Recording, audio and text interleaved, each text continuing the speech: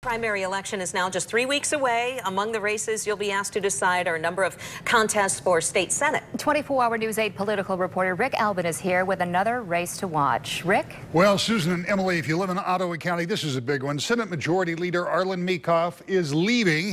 He is limited by terms, that two-term limit. 3 current or previous state representatives, one party activists, all trying to convince voters there that they would be the best replacement. All of these candidates hope to be the Republican nominee for the 30th Senate District. We recently sat down with each of them to find out why they're running and what their priorities would be if they're successful. And I was there for the comeback. I was there with Brian Calley and the leadership team I was part of from that class of 2008. We were part of that comeback. Former State Representative Joe Havman talks about preserving and extending what he sees as success from his time in office and beyond.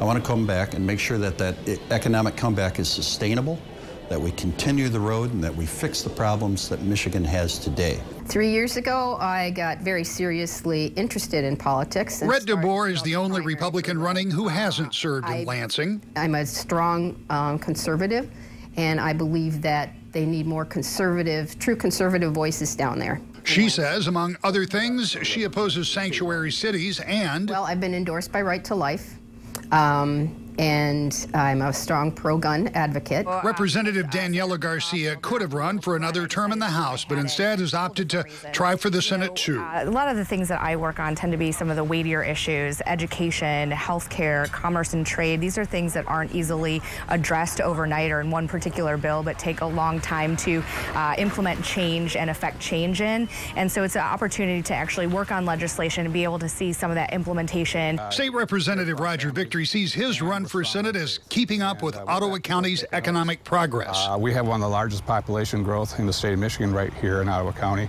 And I believe that we have to preserve what made us who we are, and as our Ottawa County values. Those values include taking care of taxpayer dollars, Victory said, despite some spending urges from some of his colleagues. When there seems to be more money, they want to grow government.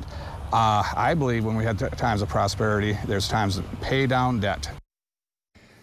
Democrat Jeanette Schipper and Libertarian Mary Bozma will be on the general ballot in November, perhaps with some third-party candidates, but in August, this is one of the big primaries that we'll be watching on your local election headquarters.